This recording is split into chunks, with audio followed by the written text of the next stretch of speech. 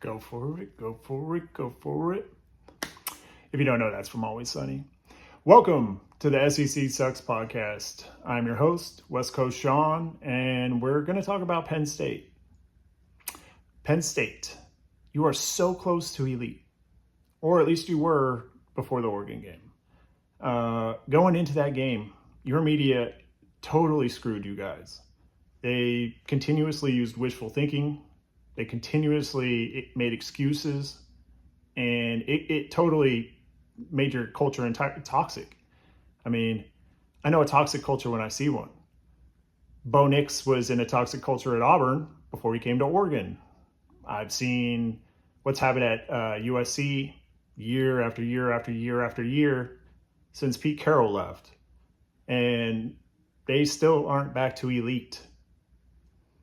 Do you want to be USC, Penn State? That's the way you're headed, man. If not worse. James Franklin might need to be fired. I'm not saying he definitely does. I wasn't in on the headsets when all the communication was going on between the offensive coaches and Drew Aller against UCLA. But I do know Penn State was a play here or there away from beating Oregon in the whiteout. Your toxic fans, your incredibly entitled, crybaby toxic fans in Beaver Stadium lost you that game. You can argue as much as you want. That's all the other media outlets for Penn State are talking about is James Franklin this, James Franklin that. He needs to go. They got a collective getting a like $58 million, check for his buyout together for the, hopeful future fund or whatever the crap it is. You guys deserve to keep losing. Keep on blaming people. Keep on blaming a coach who's really trying his best. Keep on booing your team. And to the fans that say that we didn't boo Aller at the whiteout, we booed Franklin, there's no difference. If you're booing your team, you're booing your team. If you're chanting fire Franklin, you could very easily be chanting, let's go Drew. Let's go Drew. Do you think there's going to be a difference in how Drew Aller plays if he's getting some positive support from that massive crowd as opposed to the toxicity that your fans keep projecting and shouting out every time that there's some adversity, anytime the lead gets lost, anytime there's a pass that gets tipped and or is just misplaced because he's being under immense pressure from Oregon's offensive line? Do you think that helps to boo your guy and tell him he sucks? No, it doesn't help. And even if you weren't booing Aller at all, shame on you for booing if you did boo. You don't boo your team, you little bitches. You have no integrity and you have no fanship. You are entitled. And that is not a healthy place to come from. It's a thinking error. And it's just one of a multitude that the Penn State fans and their media, and apparently their boosters, all utilize. Going into the Penn State game, the whiteout against Oregon, the Penn State media was covering Oregon and gearing up and putting out videos every single day for over 2 weeks, but definitely since their bye week started, trying to hype up their team. And it wasn't hype. You were literally wishful thinking. Not one podcaster for PSU came with a realistic viewpoint and analysis for where Penn State was in relation to Oregon going into that game. You all said you guys had the advantages in more categories than less. You all said that the experience was going to play. You all said that you had to have this game. You had to win this game, so you're going to win this game. As if manifesting so much, desperate desire is going to actually cause you to win a game. If that was true, the SEC would be winning national championships still. Because they're desperate as hell. And they're delusional, like you are. You are the Auburn of the Big Ten at the moment. You have absolutely no understanding of what it takes to be a good fan. You have no comprehension about your own energy output and what that does to a culture and a system and how it affects these young athletes and these men. You literally think it's your duty to tell everybody that Aller sucks when he misses a throw and or gets sacked, and that Franklin needs to be fired because he's inept, he's incompetent, blah, blah, blah. Yeah, I mean, there is no doubt Franklin fucked up by not having Penn State ready for that UCLA game. But that was also a perfect storm. If you actually heard what all the coaches and players were saying after the whiteout, they were devastated, destroyed by the outcome of that whiteout game. They fought their asses off. They actually thought they were going to win because your media kept on hyping them up as if they were going to win because they had to win. You know how Oregon approached that game? In the healthy way possible, like the real properly healthy way. They went, yeah, we want to win. Hey, we're going to be realistic about our advantages and our disadvantages. We're going to be realistic about the things that we have that we could utilize to try to win this game. We're going to exploit our advantages and or our talent, mismatches here and there and there. When PSU podcasters never admitted that there was really one disadvantage. Landon Tengwall, first and foremost, is probably, I think, the most respected and probably widely viewed and watched Penn State podcaster. And I used to really like Landon. I started following him before the Big Ten championship last year against Penn State. And I really liked his insight and his take on what was going on between those teams. But I didn't follow him long enough to actually get an understanding for how he, as a podcaster, person, human, media member, handles adversity and reality. And Landon, first and foremost, came out with a video breaking down Oregon's defensive schemes and the matchup between Oregon defensively and Penn State offensively, and said some dumb shit. And I was not really trying to be, I'm not one of those fans that's like, hey, you say something, now I can just shit on you because I don't like what you said. If you say something that opposes what I think and I see, because I know ball, I will ask you if I feel like it. If I even deem that you're worthy to engage with, to try to understand what you're trying to say. Landon Tengwall said in that breakdown, which has since been taken down because he had copyright issues, big surprise, guy knows what he's doing. But it was actually a benefit for him because he was so ignorant in that video and so arrogant that it was a horrible look when he was breaking down Oregon's defensive ends, Mateo Uiagalelei and Tatum Tuioti. He straight up said, they're not elite. They're good, but they're not elite. And then he went on to explain how Denai Dennis Sutton's elite, how, the long storied history of Penn State defensive ends are elite, and how Oregon just didn't have that level of talent at that position. And that struck me so false. So I literally just asked him, hey, Landon, really appreciate you, respect your podcast and the content you put out. My question is, or my query to you is, why do you think that Mateo is not elite? I didn't even say Tatum, because Mateo was the Big Ten sack leader last year as a true sophomore. And he actually replied to me, which I respect. He said, well, I don't think Mateo is elite because I have 3 criteria for what I factor into when I'm analyzing players to qualify them as elite, as a defensive end, as a pass rusher. And that was the sticking point. I think he was talking about the pass. It's all the same shit. If you're a defensive end and you're elite, you're blowing up the protection for passes, even if you don't get to the quarterback. You're coming in and maybe getting a tackle when they're trying to run or when they're trying to, run an RPO. If you are destroying their protection, you have effectively, stopped their offensive momentum and or caused a negative play for your defense, meaning they are going to lose, that the offense is going to lose yardage, right? Mateo has the stats. And shame on Landon for not doing his research, not actually looking at the tape. He was an offensive lineman for Penn State. and he medically retired, I guess. I believe that's what he said. Dude, you don't know ball. You say Mateo Uyunglele is not elite, not an elite pass rusher. Go look at all of the other analysis reports, all of the other, NFL scouts that all say this dude's going to be drafted in the first round over Deni Dennis Sutton.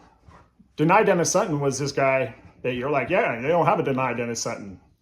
Yeah, you're right. We have a better player in Mateo Uyunglele and Tatum Tuioti. Tatum is a stud. He tore your line apart. He destroyed every attempt to stop him from getting to your QB. There was hold after hold on him. There was holds on our O-line against your DNs too. But it was fairly called. They swallowed the whistles. They didn't throw their flags on serious holds. And Oregon still sacked Drew Aller. How many sacks did Dante Moore take in that game? 0? Yeah, that's right, 0. So Landon, when I asked you later on, after our initial conversation, it was like about 13 days before the game, the whiteout was going to happen, and you had replied to me, I told you, I think that you're mistaken. I didn't go, you're a fucking idiot, blah, blah, blah, blah, blah. You don't know any. I just was like, well, I think you're mistaken. And I really look forward to hearing your opinion about Mateo after the whiteout. After you see him in person, after you see how he performs on an away game, after it's against your team, I want to hear your opinion on what he was. I didn't need to hear like, you're right, Sean. Yeah, I fucked up. It would have been nice to hear him validate and just give Mateo his flowers and Tatum some flowers too. But Landon wouldn't do that.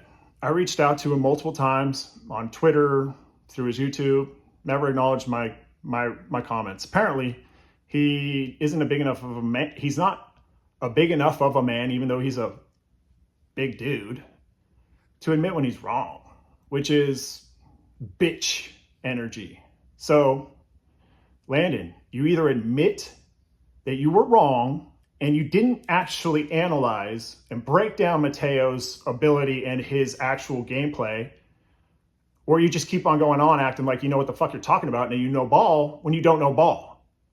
If you can't admit that Mateo Uyunglele is an elite pass rusher, I'm not saying he's the best. I'm not even saying he's the best in the country. Might not even be the best in the league this year in the Big Ten. But he's elite? Where do you come up? And I also told him after he had said, oh, this is why I think he's not elite. He doesn't meet these 3 criteria. I said, well, that take might not hold up so well. You might find yourself on Ducks versus Them. Because Ducks versus Them, the documentary series that comes out about Oregon's games weekly, does sometimes highlight a lot of the media, slander and or opinions that are about the Ducks going into the game that they are actually talking about the next week. And I think that was the only thing that really actually got him to respond to me in the first place, was like, yeah, man, this is why I don't think he's elite. It's like, okay. So you've had your chance to come out and correct that opinion and or to just reevaluate it and say, yeah, man, he looked elite. He might not be the best, but he's freaking nasty. And he's only a true junior this year. He's 20 years old. So you didn't do that. In fact, you won't even acknowledge anything. And that's okay. I don't need your confirmation that I was right. But the fact that you won't even call your own fans out for being toxic C words and totally giving a horrible energy to your culture during the whiteout it's the second sign that I'm like, you're a bitch. If you can't be real about what your team is, who they are, what their flaws are, what their strengths are, what your fans' strengths are, what their flaws are, because showing up in mass for the whiteout is a huge strength. It's a very, very big advantage to your team and your program. But when that crowd in mass turns into a bunch of spoiled, whiny, crybaby bitches, that becomes a flaw. a hindrance, something that detracts from your potential to actually succeed. So Penn State, get it down, accept it, get through your fucking head. You could be elite. Doesn't matter who your coach is, doesn't matter who your QB, you're always going to get 5-star QBs and elite defensive ends and apparently decent offensive lines, offensive linemen recruits and or transfers. But you're going to be losing the key recruits to Oregon and Ohio State and Michigan when you boo your own team during the whiteout and you have over 100 recruits in attendance for that game for your program. And they see that toxicity and they hear those boos and they go, this is what I'm going to commit to. This is the team, the program I'm supposed to, sacrifice my athleticism and my time for, be, all that I can be here with this crowd, reach my potential and grow and develop with these fans supporting me. Dude, that's a bad look. If you think that that's an advantage in recruiting, you don't know ball. If you think that allowing your fans to continue to be toxic and talk shit about your program continuously, and then you just echo that and you go, well, this is what they're talking about. You don't know ball. Not admitting fans' energy affects your players and your program. These impressionable, young men who are looking at the team as their family, and then having all of the people around your fans, like having every single one of your aunts, cousins, grandmas, nieces, nephews, brother-in-laws, sister-in-law, everybody hates you. Everybody's talking shit about you behind your back. And then you got to go to a family reunion every week. That's essentially what it's like for these young men, having to go play in front of fans that are horribly entitled and toxic as hell. So tell me I don't know ball. Tell me I don't know what I'm talking about when I say a toxic culture results in bad results. Toxic fans make a toxic culture. You're going to keep getting these results that you deserve. If you would just switch it, it's not a hard thing to do. If you just went, hey man, let's be positive. Shit happens. We are so used to disappointment. We're so used to losing these big games. What if we just flipped the coin on our attitudes? If we just completely flipped it and went, instead of booing, we went, hey, let's be positive. Let's be positive. Maybe he'll play better. Maybe us being good fans and or being supportive fans will have a positive outcome on the next play, on the next series, on the next quarter, at the end of the game. Penn State lost in double overtime. Imagine what could have happened if you guys had actually brought good energy to your team. I'm tired of saying it. That's why I'm putting it in a podcast. I've been waiting. And the delusional mindset of these Penn State podcasters it's gross. I mean, to say it's like unbelievable is one thing, but to be like, yeah, no, it's literally sickening, because I keep hearing the same bullshit over and over and over about how Franklin needs to go, how it's him that can't win these games, how it's as if Franklin's out there throwing the fucking passes, as if Franklin's out there getting the ball stripped from him after he made a pass for a first down, caught a pass for a first down. Franklin's not on the field. He's already putting a game plan together and trying to utilize his guys in the best ways possible to get the best result possible. And he's got these fans telling him how much they hate him in the middle of the game, cussing him out, cussing him and the players out after the game. Shame on you. That's horrible. You are the most pathetic fan base that I can even try to enlighten about how to turn your shit around. So you think you're so, intellectual. You think you're so intelligent. You think you're so elite in your stature and as a program and in your community. You're not. You're toxic. And it's gross. So I'm going to break down a couple more examples of this toxicity that I'm talking about, because I don't want to just say things and be like, oh, this is my opinion, blah, blah, blah, blah, blah. I actually have receipts for what I'm talking about. Like you can actually prove that what I'm saying is true. So I had this one podcaster from Penn State's fan base who doesn't have a lot of followers, but he has 100 and so, and it looks like a professional setup. Looks like they put money into their production. It looks like they actually want to make a good product. And I got into a discussion with them following the whiteout after Penn State lost. And it was just a simple, innocuous question about a statement he made in the first 3.5 minutes of the podcast. I told him I was going to bring this up as an example of my opinion that the toxicity in the fan base and the media has a direct correlation to the performance and the trajectory of their program and their team. He said, go for it, dude. So, Corey, this is for you. I appreciate you giving me permission for this. I think that you genuinely care about your team. I think that you guys just need to have a different perspective. So, Corey. And James Frank. From the Hardcore Penn State podcast. Questions that we got on X at Hardcore PSUFB. And we're going to let those maybe drive us later on in the show. But first, Sean,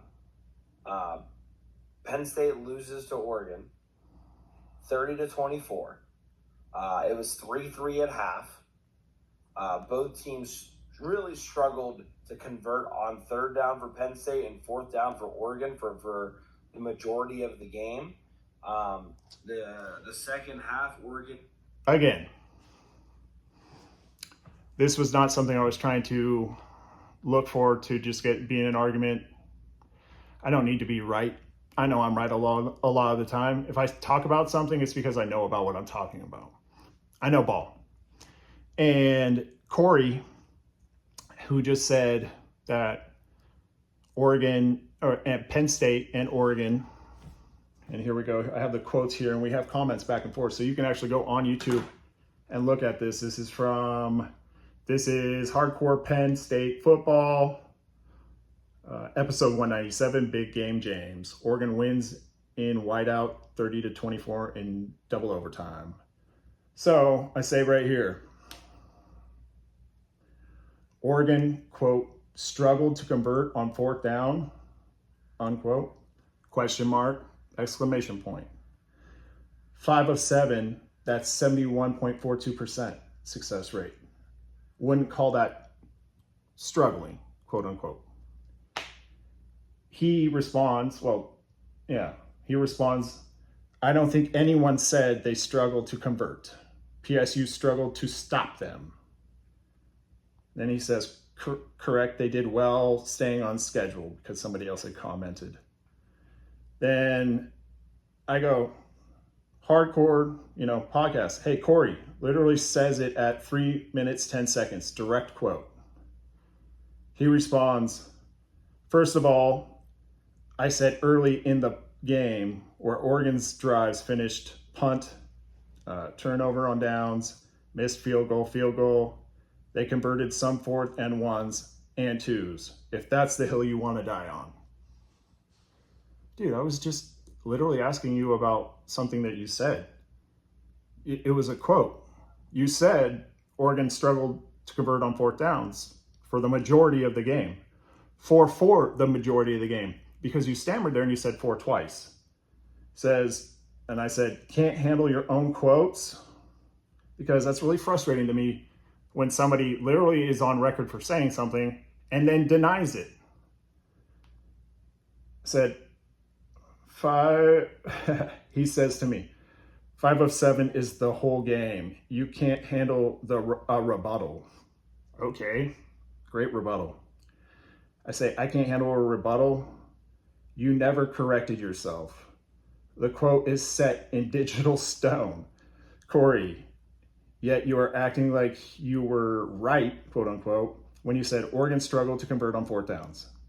You're either soft in the head or you're too stubborn to admit that you were wrong or incorrect. And then there's more and more that goes on about that because I literally could not believe that Corey was straight up arguing with me about what he said. And then he goes into it and he says, I listened to it, my man. Feel free to record yourself live and let me know where I can watch. Okay. That's exactly what I'm doing, dude. How do you even, if you can't even own what you say, how are you ever going to accept how you are as a program and the energy you put out there? That was it's a recorded podcast. This dude straight up says, yeah, they struggled on, fourth downs. Well, they struggled. How does 5 of 7 equate to struggling? That's actually a silly good number. And that's when he was like, nah, dude, I never said that. I'm like, dude, you definitely said it. It's at 310. He's like, nah, dude, I didn't say that. It's like, yeah, you did. Even if you meant something else, you're not saying that you meant something else. I'm not asking if you meant something else. I'm literally just asking you what you meant by that direct statement that you said. And he goes, I didn't say that. I went back and listened to it. I didn't say that. But I give you permission to talk about it on your podcast. So thank you again, Corey. If you still think you didn't say that, then you're just another delusional Penn State fan who has absolutely no hope of actually seeing your team reach elite status because you're all so delusional. It's never going to be something that you can actually properly support and manifest to happen. Now, there's another podcaster named Zach Sako. I really like Zach Sako. He's a Locked On Ducks guy.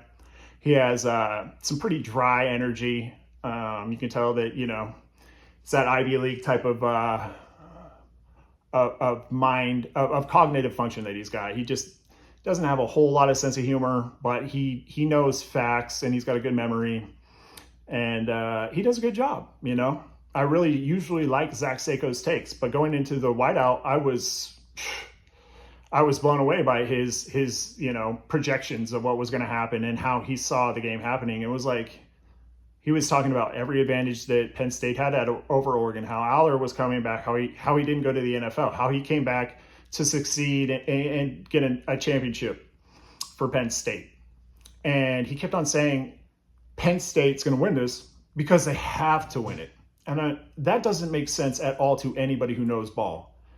Desperation is not a boon or a positive addition to motivation for getting a win. All right. Desperation makes you unfocused. It makes you, it messes with your energy. It makes you perform in ways that are desperate. So when I hear Penn State fans saying how much Penn State had to win this game, the whiteout against Oregon, to prove that Franklin wasn't a loser, to prove that they're going to be elite, I just kept shaking my head. And I'm like, there's a huge difference between needing to win a game and wanting to win a game. And Landon wanted to win that game. He was so hungry for that win. It was remarkable how the mentalities were just completely different. And then obviously the fans that support both of those cultures and those programs, night and day difference. It's black and white.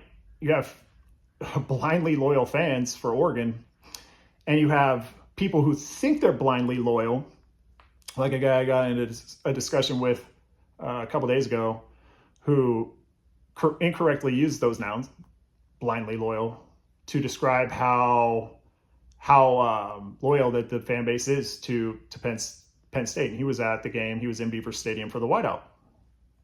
Blindly loyal doesn't mean it means you don't ever boo your team. It means no matter what you face, what obstacles, what adversity, what tragedies happen, you're still loyal. If you think that loyalty has any connection with booing your team because you don't like the results that you're seeing immediately, even though those results could completely flip and improve from, just one completion here or a missed tackle like it happened in that game, you don't know ball. Stop acting like you guys know ball. Landon Tengwall, you don't know ball. You know how to repeat the same things that a lot of other people say. You know some X's and O's, but you don't know ball. You have no spine to be able to sit there and actually listen to somebody who opposes your opinions and or has completely contradictive opinions on football than you, because you don't want to be proved wrong. Dude, your freaking Honda sponsorship or whatever it is in your little local town where you do your driving around videos and stuff, enjoy that. You're only going to reach a certain level of success. I have like 20 followers, And I'm still happier with how I do this super cheap, ridiculous iPhone made podcast compared to your studio done, blah, blah, blah, with your tight t-shirt and your tats showing. Dude, I know you're young, man. Grow the fuck up. Admit when you're wrong. Call your fans out. If you don't have a spine to tell your fans to shut the fuck up, look them in the eye and say, hey, if you're one of those fans that booed, in Beaver Stadium during the whiteout, don't talk to me. Literally, don't talk to me. Until you admit that your actions and your energy is having a negative effect on our culture and program, don't talk to me. I have no time for shitty fans. I have no desire to engage with people who are so delusional that they think that they're helping their team by booing them and putting them down. But you don't say that. You blame shift. You make excuses. You go, oh, well, our own line didn't really step up to the occasion. Even though you guys had like 6 or 7 starters returning, and that was such an advantage that you had going into that game. Even though you only had 3 transfers at wide receiver that were not elite. They were good, but they weren't anything close to what Oregon actually has. You're like, yep, dude, that's those 3 guys are going to play huge, and they're going to, be able to work against Oregon's secondary, who's young, but insanely talented. You should know, Brandon Finney was a guy that you guys tried to recruit. In fact, you were devastated when he committed to Oregon. You know why? Because he's a fucking stud. He's an insanely talented, incredibly athletic beast. And you guys didn't get him. And guess what? The next Brandon Finney that you're in the, hunt for, recruit-wise, with Oregon or Ohio State or Michigan or USC or whoever else, you're not going to get them because you guys are shit. Your energy is straight shit. And you think a Brandon Finney wants to come play for you? You think he wants to have to hear that crowd anytime something goes wrong or negative at all? No. He's like, dude, thank God I went across the country to Eugene.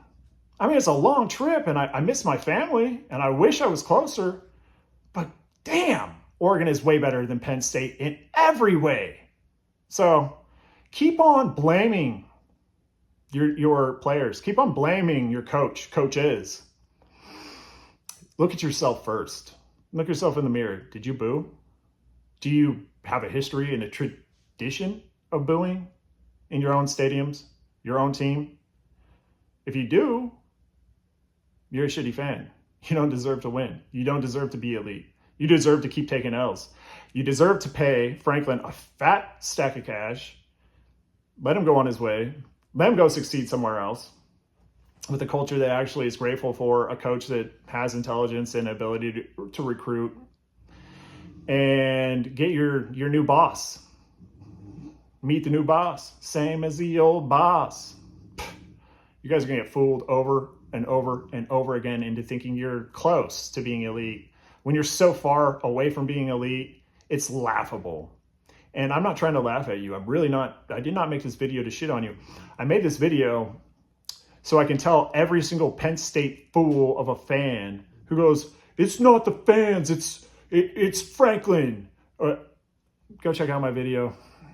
If you can refute that, if you have any type of actual, opposing opinion that's even close to valid in any way, which one dude was like, oh no, they didn't boo Allard. They were, chanting fire Franklin. Oh yeah, that's such a difference. You're a fucking moron if you think that is any type of advantage to your team, or it's going to give you guys any type of competitive boost to then take that last little step or hurdle to finally win that big game. It's not your coach. It's not all your coach. In fact, it's mostly you. Imagine if that coach, who is just mediocre, just wins all the games he's supposed to win, but then doesn't win the game that is going to be an actual tough game. Imagine if he won. Would you cheer him? Yeah, you probably would cheer him, or you'd be like, man, well, he won't win the next one, where, his odds. But instead of just being like, dude, we're almost there. We are so close to actually getting a win in one of these big games. Imagine what would happen if we actually get one of those, and then we could roll it into some more success. Imagine if Penn State was undefeated right now, because if they were to beat Oregon, there's no way they're losing to UCLA. They're not going to overlook that. They're not going to be so heartbroken and devastated mentally and emotionally and spiritually because they took an L in a game that they had to win, that they would just fall apart. They fell apart. They had Oregon beat you 2 weeks in a row. Another team that Dan Lanning has beaten by just playing Oregon's way and using his guys and his culture to his advantage. You guys had to win. We wanted to win, and we won. How's it feel? How's it feel to be a shitty fan? And I bet it's not even the shitty. I'm sure that the fans that are toxic probably turn this video off immediately. But I hope there's some good fans out there who, send this to their friends and go, hey, check this guy's opinion out. He's kind of ripping us a new one. And it's something that I haven't heard from our own guys. And I think it actually has some validity, if not a lot of validity. And man, what if we just started cheering our guys instead of booing them? What if we actually try to appreciate and support the things that we have instead of wishing we had, greener grass? And, you're not going to get a Dan Lanning to come to you because first off, your culture's toxic. So it doesn't matter how much cash you're going to throw at a guy with integrity. He's not going to step into something that's going to be horrible for his family and himself, his mental and his emotional health. And I know that you're like, well, we're Penn State, we deserve to have the best coaches. We'll pay. We'll come up with the cash to buy the best coach. Franklin was the best coach for you guys when you hired him. He was literally the only guy willing to take over that program at the, in the midst of that Sandusky scandal and actually be the face of that. Oh man, that was such a dark program at that time. If you don't remember what it was like when Joe Pa finally got exposed for continuing to allow Sandusky and his peoples to do what they did. If you don't remember that, go back and look at it because it's horrific. And yet you act like that didn't happen. You act like you're entitled to just keep being elite and being national championships because you have a tradition and a bunch of, wealthy supporters. You can't buy national championships. As much as everybody tries to say Oregon or Penn State Ohio State are buying their national championships, it's not the money as much as it is the culture.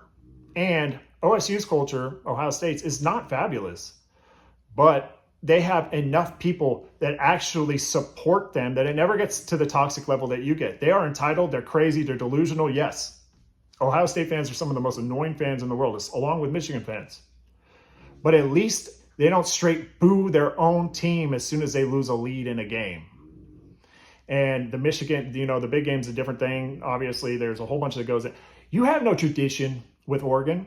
You have no history of a rivalry that matters. You guys beat us in the 94 Rose Bowl. We beat you in the Big Ten championship last year.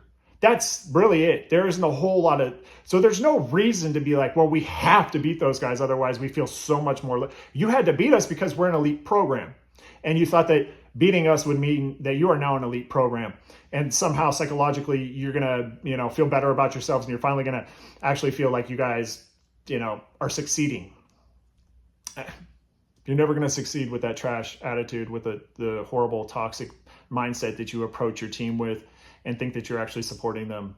So I hope that anybody who booed their fans or their team, any of the fans that booed their team, just stop booing, start cheering.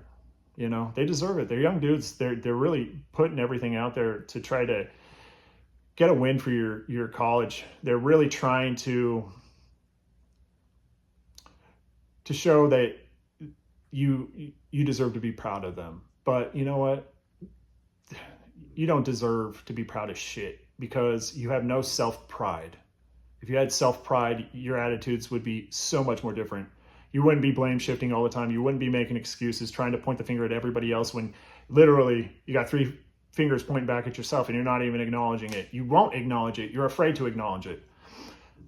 Zach Sako has come correct over the last week or so when the reality of what actually happened in Beaver Stadium had set in, because you have that buffer as a fan, as a diehard fan. who really loves their team, you have to have like walls, you have to build defenses.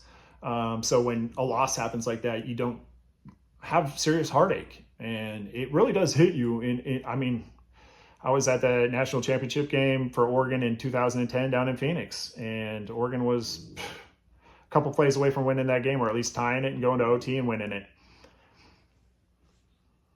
I was devastated when we lost. I was at the Rose Bowl the year before that when we lost to Ohio State. I don't like Ohio State. I'm not trying to use the H word, but I really don't like Ohio State. And yeah, I wish them success as a program because it's better for our conference.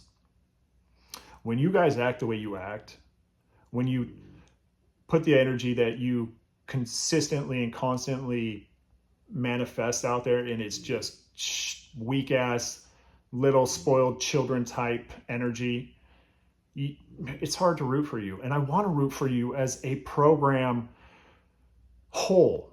I want the Big Ten to finally be able to just stomp out the SEC across the board. And yet we're getting there.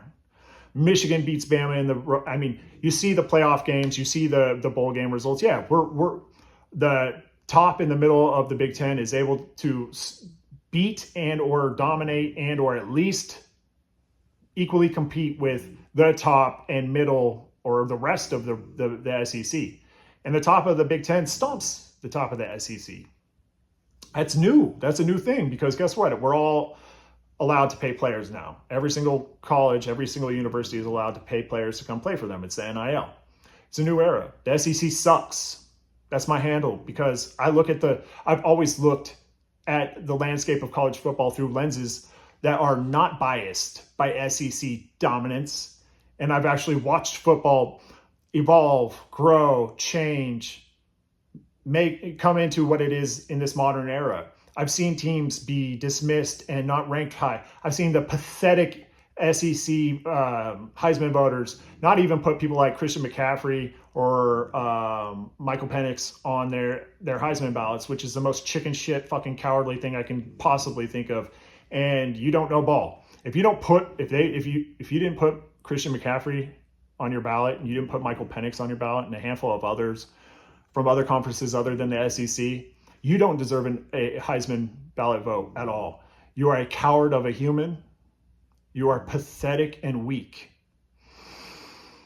And that's the truest truth I can fucking say. Try to refute me. Try it. I'll smoke you every single time you come at me with some stupid ass, lame ass, weak ass, fucking spoiled ass, delusional, but what about this type of fucking response? And I'll be like, yeah, no, this, and this. You're weak. But I'm not trying to pick on the SEC. I'm trying to build up the Big Ten. And the Big Ten is much better when Penn State is elite or up there in that echelon. And you're not. And you're not going to be for a long time until your fans get their act right. Get your fucking act right. If any Penn State media guys out there that continue to just point fingers and blame, shift, and do all that weak ass, excuse making, I'm going to call you out every single time. If I am actually like engaging in your material and taking it in, because I can't take any of you seriously. You're all freaking delusional and pathetic at this point. I mean, you don't have the backbone to stand up against your own fan base and look them in the eye and be like, shut up. You do not boo. Booing makes us lose. We are losers when we boo. Even if we are losing the game, or even if we're winning the game, if we're booing, we are losers. And it will bring on losses. That's manifestation. If you don't understand that, again, you don't know ball. That's why I'm here doing this video. I'm not trying to shit on you, once again. I'm trying to build you up. I'm trying to enlighten you about how to bring decent energy so you can go, oh, well, at least we can't blame the fans for that loss. The fans brought good energy. They didn't boo once. In fact, we cheered for our team. Just the, cookie crumbled the way it did. A turnover here, a turnover there, a missed field goal, and we lost. And that's, Oregon's been in that state for so many years. You talk about when we lost twice to Washington in 2013 or 2023, literally came down to, those were both instant classic games because they came down to the very last seconds of that game. and Oregon missed field goals and or didn't take the opportunity to run the football in for a touchdown instead of trying to throw the football for 4 straight downs at the very end of the first half in the first game up in Seattle. I was pulling my non-existent hair out of my dome when I saw us throw the ball 4 plays in a row when we had literally just ran over Washington's defense. Play after play after play, feeding Bucky the ball. And then we're going to throw the ball from the freaking 3 or 5 yard line and try to score a touchdown through the air before the end of the half. And they're all incompletions. Run the fucking ball. I wasn't at the game. I didn't boo. But guess what? I told all my friends and my brother, who didn't really even understand what I was saying, because he was like, yeah, I mean, you should kick the ball down. I'm like, no, you should run the fucking ball. If you're going to go for it, if you're going to be aggressive on offense like that, if you're going to make those decisions to not take the 3 points and to, lay it down and ante up for the 7 points, at least 6 points, run the ball. Do what got you there. Read your fucking team. Read the room. Read the field. We literally just stomped them with all of our running plays. They couldn't stop you rushing on that drive and the drive before that. And yet you decided, Will Stein was like, I got to get cute and go to the air on this. I mean, it was literally like Seahawks freaking Patriots Super Bowl in a nutshell. You're just like, dude, how do you not feed the rock to the guy who just ate the field up and got first down after first down and just kept moving the chains? I don't always love Dan Lanning's decision making. I am never going to boo him. I am never going to publicly put him down for that stuff. I might publicly critique him through my podcast, through Twitter or something like that, and just be like, man, I really wish this had happened other than that. But I'm never going to be like, fire Dan Lanning, fire freaking, the OC. Nah. And in fact, another huge mistake that I saw in that year, again, against Washington, was we ran Bucky Irving, who was injured in the Oregon State, the Civil War game the week before. They decided to run him the first 4 drives. And he didn't get more than 5 yards total on 4 drives. He kept on getting knocked back and taking tackle for losses. And I was literally, again, non-existent hair. Because Jordan James was tearing it up and running fools over in the Civil War. And I knew if he had the rock, he would have got first downs. And guess what? Oregon went down 17-0 in that game until they took Bucky out and they put Jordan James in there. And then they just started moving the chains. His first carry was like a 13-yard carry, and they were just like, yeah, we fucked up.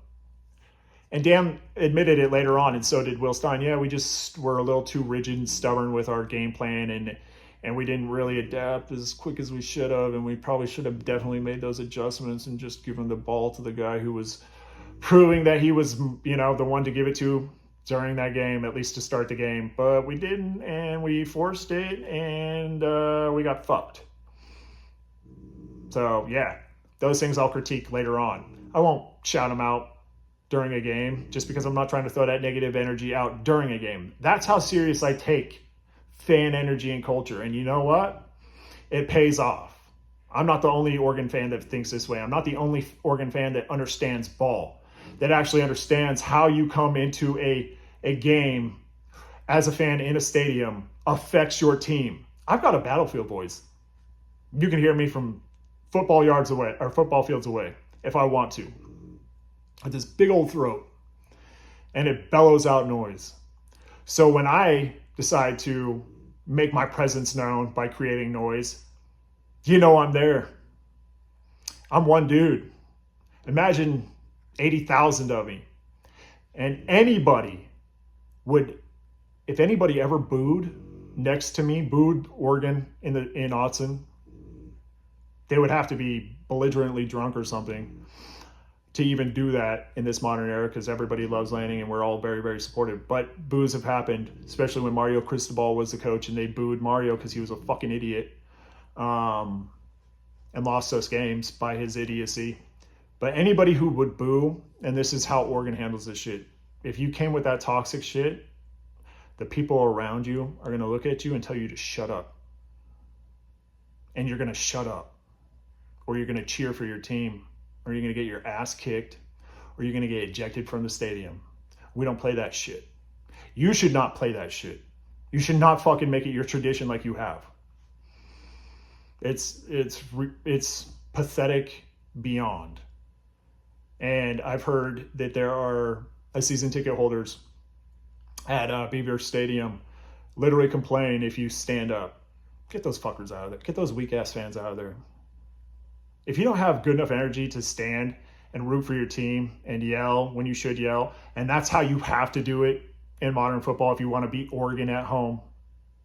That's how you have to do it if you're going to actually beat Ohio State at home or on the road. If your fans travel, you don't bring that bullshit toxicity. And I don't think the fans that travel probably are nearly as toxic as the entitled, C-words that are, have had season tickets at Beaver Stadium for decade after decade or whatever, eating their cheese and drinking their wine. If those people ever said something to me, like sit down, I would look at them and I'd go, no, stand up. I'm 6'5". I understand me standing in front of people could be construed as rude. I don't care. We're at a football game. We're trying to be elite. We're trying to bring the right energy. Are our players sitting down? Are our coaches sitting down? Are our cheerleaders sitting down? Are our staffers sitting down? The players that are off the field that just work their asses off might be sitting down catching their breath, but the dudes on the fields are standing up. And guess what? I'm expecting some awesome plays. I'm expecting first downs. I'm expecting big passes. I'm expecting explosive runs. I'm expecting hard-fought football. And I'm going to be standing up and be prepared to celebrate it. And or I'm going to be screaming my head off when the opposing team is on defense, because that is how you be a good fan in your own stadium. Anybody who wants to talk shit to me or anybody else that has the same mentality that I have should shut the fuck up. I hope you get just ostracized for your pathetic behavior. You are pathetic. You could be way better. You could literally sell your season tickets. If you're so disgusted with how your program is and with your coach's performance, your 5-star QB not being elite, sell your tickets. There's fans out there that want them. There's fans out there that will stand up. There's fans out there that will cheer for your team instead of booing them. And your program will get better. So that's another step you could do. If you don't want to actually just stop booing and start cheering, then sell your tickets. I mean, it's literally the wisest thing you can do. You won't have to be exposed to this, horrible football that you're just not able to tolerate, and you must completely fucking see, change immediately, instead of actually participating in the change in the culture and bringing good energy, which will actually get you good results on the field. It's not hard. And if you don't even understand, we don't have to talk about that stuff that I brought up anymore about like energy and the players, but energy and recruits. If you don't get that, if you can't just get that simple concept, like being a shitty ass fan when you have recruits visiting that are actually going to hopefully commit to your team, and you show them that you're entitled C-words, if you don't get that, you're doomed. And Oregon's going to whoop your ass every time we play. Ohio State's going to whoop your ass every time we play. Because guess what? They're championship programs. Oregon hasn't lost a game in the Big Ten since being a member. You think you're ever going to come close to competing with them on the trajectory you're at right now? No. Not even close. I'm putting it down for posterity right now. I'm telling you. Get a new coach, cool. The culture might be better for a little bit with the new coach because there's going to be this euphoric hype and hope. Like, oh my God, we finally got the guy. We got rid of the guy who couldn't do it. And it was literally just the coach's fault. It was literally just the coach's fault. So now that we got rid of the fault, now we're going to succeed. Now we're going to be elite. That is not even close to real. There's no truth to that at all. Because when you have a fan base of rabid fans as massive as Penn State has, if you don't fix that toxicity, it's just going to completely overwhelm your new coach as soon as you reach adversity. You're like, well, that was Franklin-esque. I can't believe it. He acted like Franklin out there. That was a Franklin type performance. Wow. Are we just going to keep getting the same type of results that Franklin brought us? I thought this was different. I thought we were getting change. Nah, dude. If you don't change, you ain't getting change.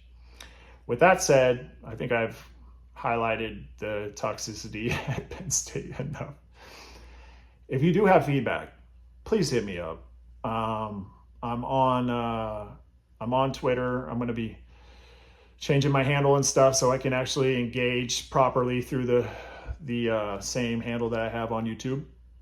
I love the comments I've gotten from the few subscribers I've gained over the last couple of weeks. I think that it's fucking awesome that there's people out there like, oh yeah, this dude actually is worth listening to, even occasionally, if not, with every video.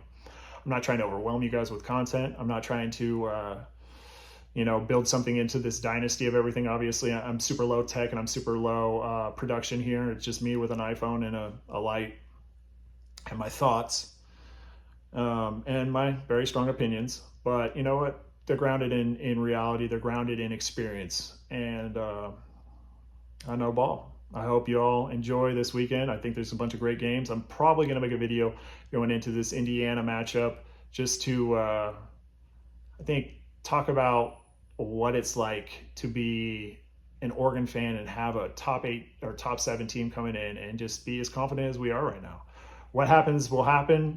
I'm not predicting for sure an Oregon win because I try not to, throw that energy out there. I think they will win, but I'm not trying to put a definite score per se. I just want everybody to stay healthy. That's literally, the energy that I always try to put out there to opposing teams, to every team. Just stay healthy, guys. This is football. This isn't life or death. This is for fan entertainment. This is for pride of programs, cultures, fan bases. And if you have injuries, devastate your team's ability to actually perform to the level that they should when they're healthy, it's gut-wrenching. And I don't wish that upon anybody, even my worst of enemies. So come on, Penn State, get your shit right. Start cheering your team, please. And maybe you'll show me that you actually know ball.